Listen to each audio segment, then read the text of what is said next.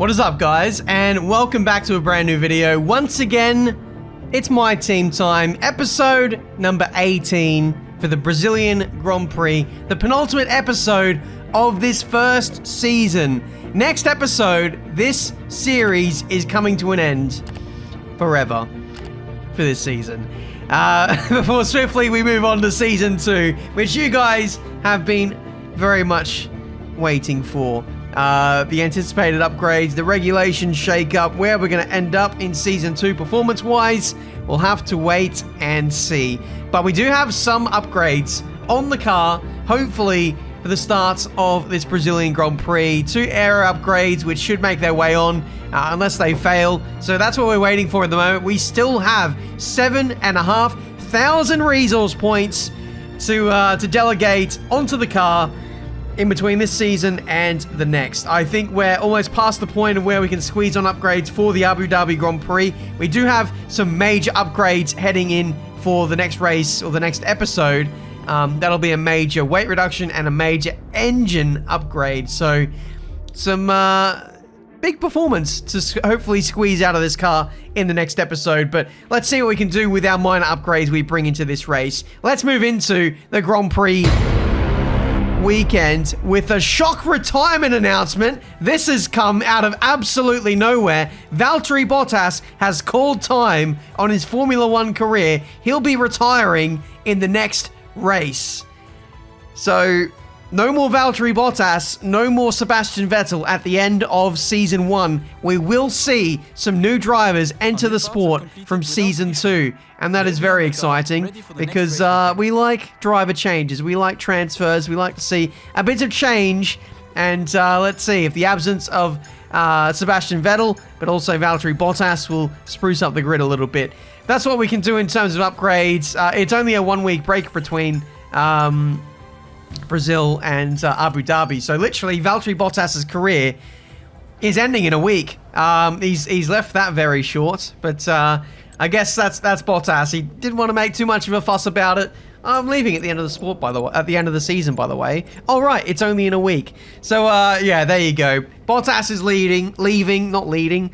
I mean, it is a poor time actually to kind of leave the sport. That Alpha seems to be doing really well in this season of career mode. Might have been worth hanging on to that seat and seeing what the development was like for next season. But yeah, either way, Alfa Romeo make big strides. They're closing in on the race leaders. Maybe Valtteri needs to rethink that strategy of retiring from the sport. We do have 2 minor upgrades that have gone on the car for this race. Going through practice 1, and we're going to skip forward to practice 2 now. And, well, you can see it coming. I accidentally went to qualifying. I'm so used to the routine of going from practice 1 straight to practice 2. And what have we done? We've left our practice engine in for qualifying. Lovely stuff. I love these sprint race weekends. This caught us out in Imola. Might have even caught us out in the last sprint race as well. And, well, that makes the trio. Lovely stuff. Let's see if we can change the engine components. It technically isn't parc fermé yet. Not until we actually leave the garage. Changing the energy store only costs us 3 minutes. What about control electronics? That as well is another 3 minutes, which actually isn't too bad. It is a wet session, and it is set to be dry by the end of it. So we're actually not missing out on too much here. We are probably going to wait our turn until the end of the session. Again, only another 4 minutes. Can we change the engine as well? That's at 53%. We're going to cut it close, though. Can we do an entire engine change in 3 minutes? No, we cannot. We can do it in 9 minutes, apparently, which I think is some kind of F1 wizardry as well, by the way. Yeah, unfortunate. The engine, changing the internal combustion engine, triggers a penalty, but the other components don't for some reason. If you guys know why that is, please let me know, because usually it should be all or none in terms of changing components for a penalty. We fast forward time. The new components are in the car, and we're just going to chance it on a 50% engine. Horsepower will be slightly down, but hey, what's an extra 10 horsepower maybe lost compared to the already slow car we have? Out we go now for a set of soft compound tires right at the end of the session, making the most of well, hopefully the dry conditions. The only times that have been set so far have been on intermediate tyres, so it's going to be crucial that we get a time in here and get the track at its possible best. So we're going to wait as long as we can to start the lap so that the track is at its driest. We are going to suffer a little bit in terms of tyre temperature, as they're still not really up to temps yet, and we've been driving really slowly in an effort to just delay the track and wait for it to dry a little bit more. But it's costing us tyre temp here. We are slowly getting it up now as we start our final lap, still weaving across the line. We got temp in the rears, but no real temp in the fronts, and you can see that as evidence with our massive missed apex there at turn 1. And away we go for our flying lap here in this Brazilian Grand Prix. Checkered flag has now waved, and by about turn 4 here that you seeing us go through, tyres are now up to temperature, and the track actually looks very dry. That changed very quickly. Regardless, we are doing our one and only qualifying lap here. It's a one-shot quali for pretty much everyone here. I'd say that having the lower horsepower for the engine isn't so much of an issue in changeable conditions like this. If anything, it might even help with less wheel spin. Who knows? Out of the last corner, and what do you know? That is a bit of wheel spin. We are 8/10 up on P18. Lance Stroll at this stage. So as long as we can keep this tempo up, we might be on target to get out of Q1 here across the line. And it is not top 14. Are we P15, P16? No, it is P21 and pretty much last on the grid for this Brazilian Grand Prix. We are the last of the dry compound runners, and only by 1/100th of a second. We are 1/100th of a second slower than our teammate Oscar Piastri. He went provisional pole as well, by the way, when he set his time. He was actually the first one to cross the line, and could have actually gone again because he was right behind me, but I'm not sure the battery could have held on for a second lap there, unfortunately. So it is back row of the grid for Marduk Motorsport. Depending on penalties and stuff, I think there will probably be quite a few penalties at the back end of this season now. We do have the sprint race to get our way up the order, but given our lack of pace, it's probably worth taking an engine penalty. Looks like it's set to rain as well in the sprint, so maybe there's some opportunity there. We are going to take brand new engine components all around. We only have one turbocharger left for the entirety of this season, but yeah, we're at the back anyway. It's not going to cost us too much. Let's just yeet all the new components in. Who cares about the cost cap? Chuck it in. That's our 9th MGUH for the season. I think that's got to be a record for the V6 turbo hybrid era of F1, taking 9 different components of a spec. But let's go to the sprint race. So it's all about speed in today's sprint. Not very many laps and no chance to get ahead on strategy. Who here today has the raw skill to take them to the top? Hopefully us. We have the skill. We don't have the car.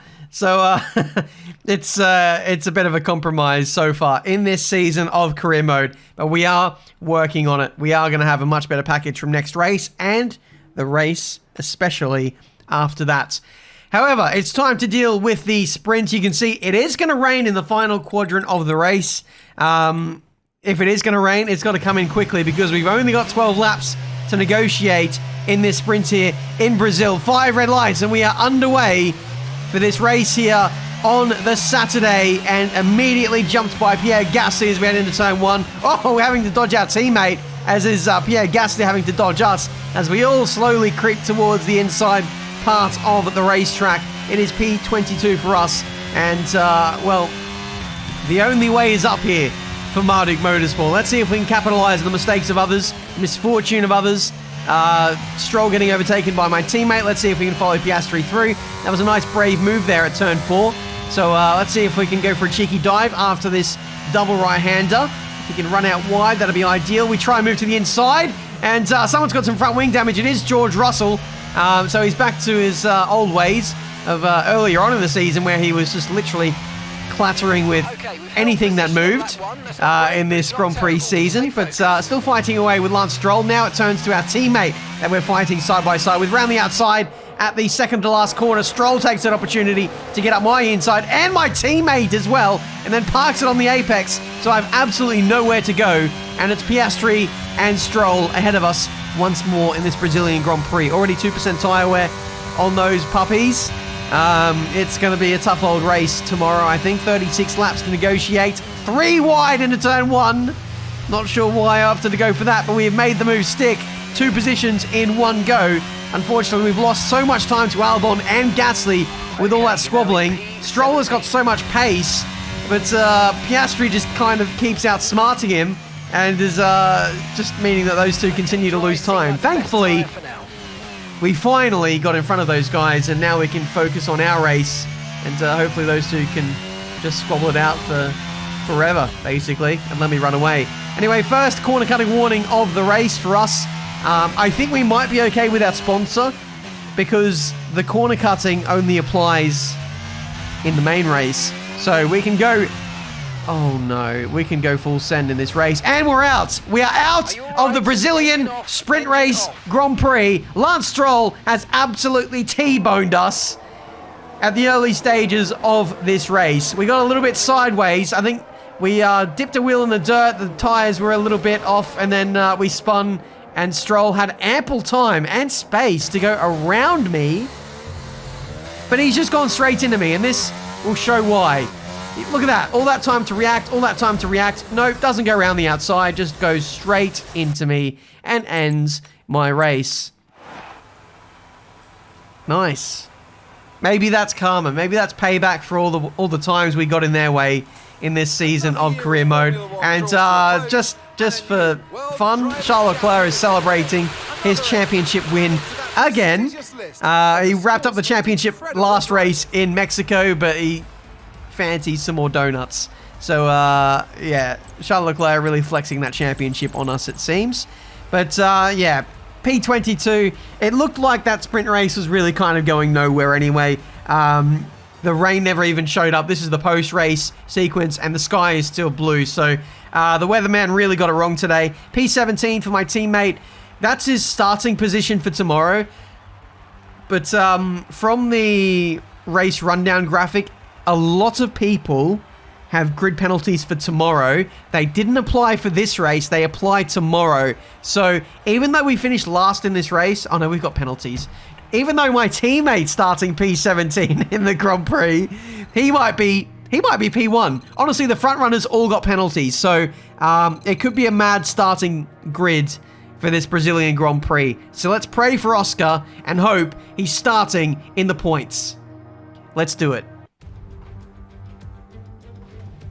Welcome along then to where heroes and history are made. It's where the 2008 title was decided in the very final corner. And just 1 year later, Jenson Button stormed through from 14th on the grid to claim his one and only Drivers' Championship. It's time then for the Sao Paulo Grand Prix. Before we begin, let's take a quick look at the grid lineup for today's race. An immense lap from Fernando Alonso yesterday puts him on pole position. And it's Lewis Hamilton alongside. Considering the rest of the grid, we have Sainz, Verstappen, Sergio Perez, and Bottas, Gasly, Vettel, Ocon, and Lando Norris, Leclerc, Albon, Kevin Magnussen, they've taken a grid penalty, and Oscar Piastri, Russell, Mick Schumacher, Nicholas Latifi, they'll be starting further back after an earlier grid penalty, and Guan Yu Zhou. Stroll, Tsunoda, they've taken a grid penalty, Ricciardo, and Benjamin. Which of these talented drivers will come out on top today? Okay, so not as many penalties. That promotes my teammate up the order than what I would have hoped. He's starting P14 in this one, P last for us, and starting alongside our hero, Daniel Ricciardo. So let's see if we can have a little Aussie reunion in turn 1. Hopefully no clattering of front wings. Even our championship leader, or new champion, Charles Leclerc starting P11. So a very much jumbled up grid for this one. We could see some carnage. We won't be seeing any interruptions from the weather today. Looks like it's going to be bone dry throughout. So by that logic, it'll be raining in 5 laps. There's the setup. Write it down. It's a time trial setup. We're increasing the downforce ever so slightly to get us through this Grand Prix. 5 red lights, and we are underway for the Brazilian Grand Prix. And, well, it's a lonely old start. We're going to be very lonely as we head into Turn 1. Getting away nice and easy. Actually, not as lonely as I thought as we get up the inside of Daniel Ricciardo. Stroll cutting us off, so he's still salty about yesterday. Aston Martin, not happy. This is a bitter rivalry for P8 in the Constructors, no less. It is truly something to behold. So it's quite easy to see what Lance is up to this weekend. He's trying to suppress me. I want to suppress him and Sebastian Vettel. Who knows where he is in this order? I think he might be in the top 10, so he's going to do his best job to take points away from us. Oh, and Latifi's out of the Grand Prix! He's only made it a sector into this race. Tsunoda's gone too. Did Lance Stroll get collected in that? I certainly hope so. No, I hope he got through. I hope he didn't. I hope he got through. Here's the replay. Latifi, everyone just kind of checked up there, and Latifi didn't check up as much as other people, and was unfortunate to have that wheel tear off his car there. So he's out of the Grand Prix. Lance Stroll, no front wing. The McLaren in the back of Daniel Ricciardo. That's some R&D that they've been working on. That's invisible tech, which enables people to go through them. That'll be handy in traffic. But yeah, he gets through unscathed without a front wing change. However, he is into the pit lane though, so I don't know what he's going on to here, but we're going to try hards. Slow pit stop there for the front right, and we still emerge ahead of the Mercedes of George Russell. So, not a disaster. It's P17 off that start after a front wing change. Front wing change? No, I didn't have a front wing change. I just changed the tyres. We got through cleanly. But we're changing to the hards to give us flexibility for later. They can either finish on mediums or go softs to the end. Or conversely, we could even see how the tyre wear is and literally go to the end without stopping. This could be a legitimate strategy for us to finish in the points if the tyre wear is low. Nice restart here as we're looking to pull alongside Guan Yu Zhou, heading into turn 1. Might even get my teammate. He moves over to the left-hand side, and that spooked me a little bit. I've had to cut the corner to avoid contact with our newly elected champion here in Formula 1, but I made contact with Mick Schumacher, who doesn't really feel friendly in letting me back on the circuit again. But we got through for P14 now, and having to fight off Kevin Magnussen in the other Haas. He goes up the inside, nearly makes contact with his teammate. But yeah, back down to P15 for us. Oscar might be having to go as well on his faster compound tyres. We are going to be pretty slow at the start here, guys, on our hards, but they will phase in quite nicely. I've always felt more comfortable on the hards on this game. I don't know what it is. It just seems less snappy. I feel like I can flow the car a little bit nicer.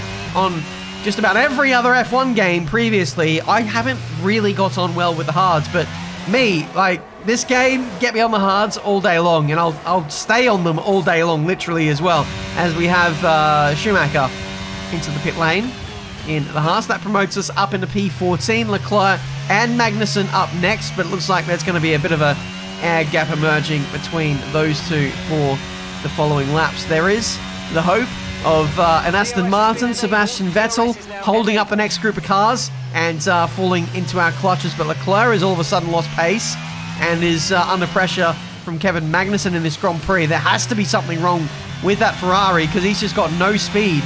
But here comes George Russell, having a look up the inside of my teammate. I'm blocking off Russell. My teammate goes through. That is Fernando Alonso style. 10 years ago, can you believe? Piastri is through. Hopefully he's a future world champion, especially with us. I want to stick with Piastri for the long game, and we've got to give him a bit of confidence. We've got to nurture this guy, and we will certainly do more of that next season when we can invest in the personnel upgrades, invest in a better sim, and improve his pace. As you know, the car improves, as the facilities improve, Oscar will improve with us as well.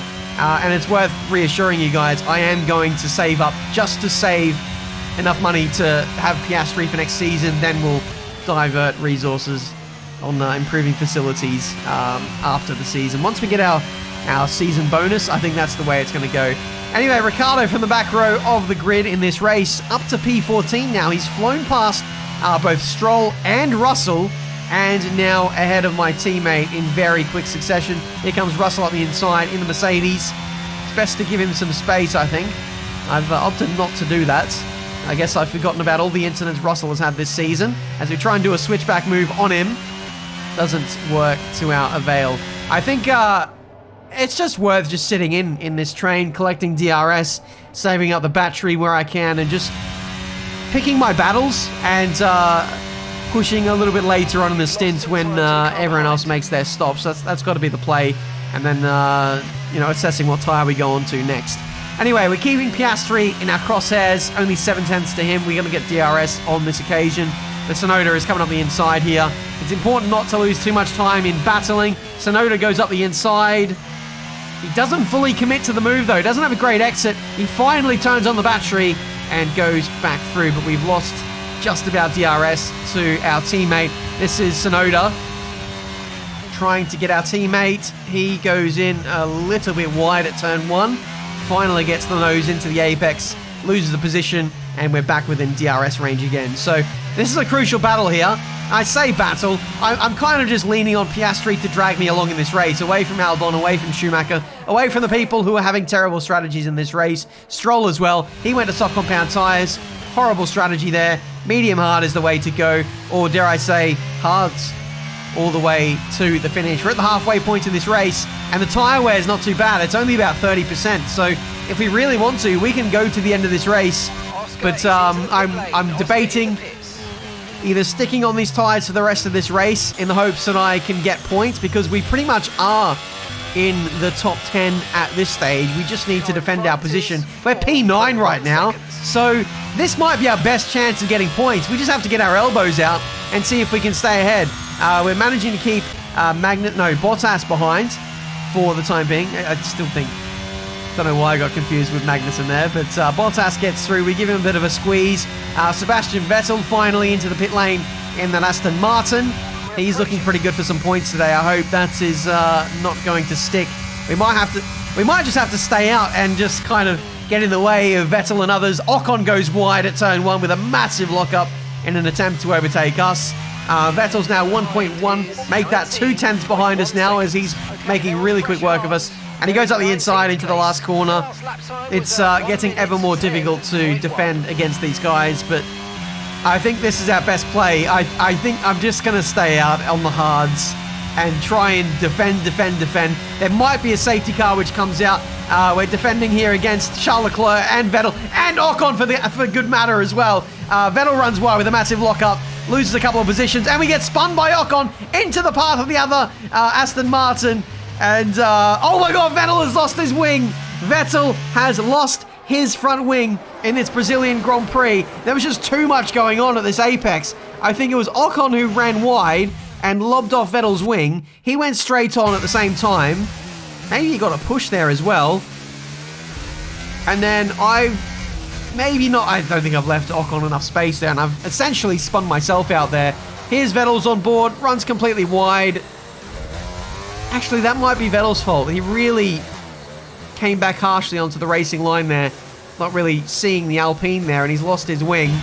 And there goes his chance of points in this race. So, in a weird, indirect way, maybe direct way, we have stopped Aston Martin from getting points in this race. Mission accomplished. Time for a pit stop. Into the pit lane we go. We nearly got overtaken by Vettel as well, by the way. With no front wing, that would have been the Sergio Perez saga all over again. But thankfully, he pulls into the pit lane, wasn't able to overtake us, and we are one spot away from points at this stage. Ricciardo with a massive dive bomb into turn 1. Luckily, I saw that one coming. I don't want to get spun for a second time in this race, as we give him the big squeeze on the exit of the Center S's. And that is going to be Ricciardo squeezing through for P11. Okay, focus. We need to stay. Yeah. Not going well, it seems. I think no matter what way we went with this race, guys, it was going to be awfully tough to get points.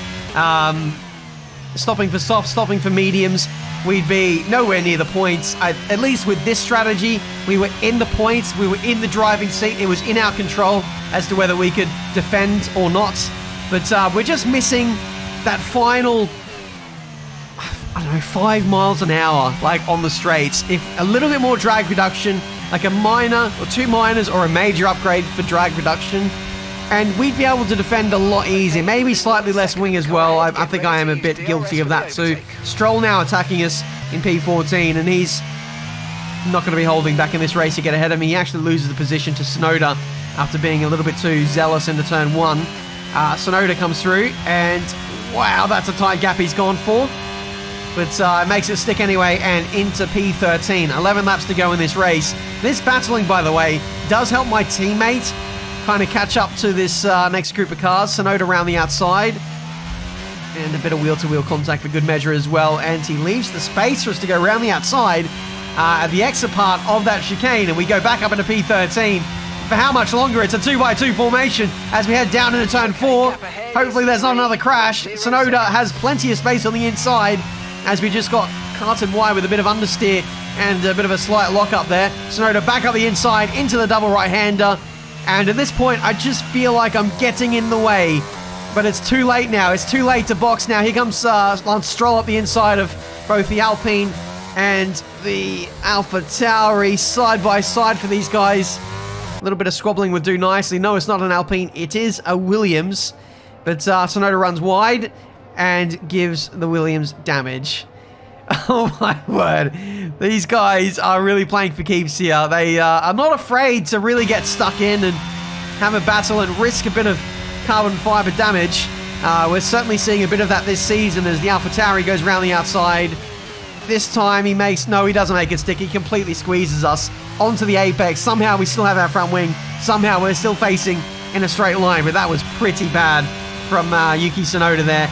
Now finally, I think he's going to get us. This is quite the battle it seems in this Grand Prix. Tsunoda is finally through, and we can get dragged along by him in this race. I'm fighting for every position now. Every position is a little bit better acclaim, which will help us upgrade the car and the facilities that little bit better. This is Schumacher up the inside of us heading into turn 4. And yeah, that car is going to be awfully difficult to defend with, that Ferrari straight line speed. It's only 5 laps now to negotiate. We got Schumacher, Ocon, and then my teammate is behind the Alpine. So that'll be an interesting battle once Oscar catches up to us. It's not a case of if he'll catch up to me. I think it's when he'll catch up to me. 4 laps to go. Schumacher around the outside. We hold the inside, and Schumacher completely ignores our existence. Good. Here's the replay. I mean, he literally just overtook us and would have seen us in the mirrors. Yeah, he's just turned in like we're not even there. That is very, very frustrating from the AI, and frankly is a little bit too common on this game. Unfortunately, we've been caught out by that. We lost 2 positions, and now Piastri out of nowhere has the momentum, the fresher tyres, and slots up the inside into turn 4. We do the under and over, do the switchback, and I think we might be able to get him back, but it's going to be side by side for the 2 teammates. Piastri hasn't beaten us all season long, and this is his best chance yet with 4 laps to go. We've got absolutely shot hard compound tyres, which we've had on for the entirety of this race, and we've got to fight him off for the remaining laps of this Grand Prix. So let's see if we can do it. We've got equal machinery, equal straight line speed. We're running a lowish downforce setup. So let's see what we can do. He's going to have DRS. We are doing okay, actually, relatively speaking, on the battery sense. So we've got a little bit to play with for these final few laps. Piastri gets us into turn 1. Can we fight back, though? The understeer at the center S is pretty diabolical. Means we run wide and can't get on the power as early as what we like. So we don't get the drive out of that turn 2-3 chicane that we overly want, and we're unable to really do anything in the turn 4. And likewise as well for the last corner, the rotation and laying down the power as well isn't good there. We're not too bad through the middle sector, but you can't really get close. You can't really overtake in the middle sector, so it's unfortunate that we can't get close in the areas of the track that matter. Max Verstappen wins the Brazilian Grand Prix, finishing the season strongly with 2 wins on the bounce. Will he get a 3rd as we head into the final of this season in Abu Dhabi?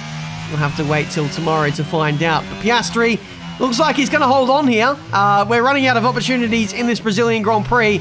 Only one more straight to run, and Piastri is going to hold on in this season of career mode. It's taken him 20 races to finally beat me in a race where we both finish.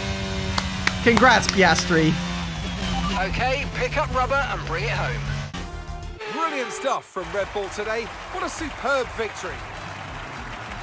Tell me, Ant, how do you think they were able to deliver such an incredible result today? I think a large part of the result comes down to temperament. They were able to keep their heads when everyone around them was losing theirs, and that's allowed them to get the best out of the car, to maximise the strategy, and to stay out of trouble.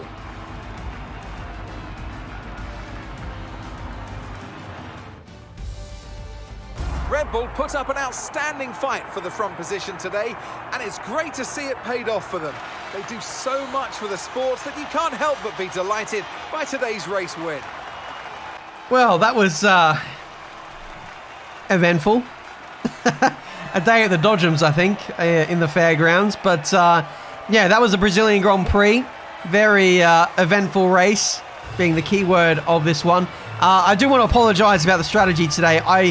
It was the wrong call to stay out on the hards. We should have just boxed for softs or mediums earlier on. But to be honest, Season 1 is the time and the place to be experimenting with weird and wacky strategies, because if you can pull off a one-stop on hards doing the entire race, then Season 1 is the time to try when there's nothing really up for grabs.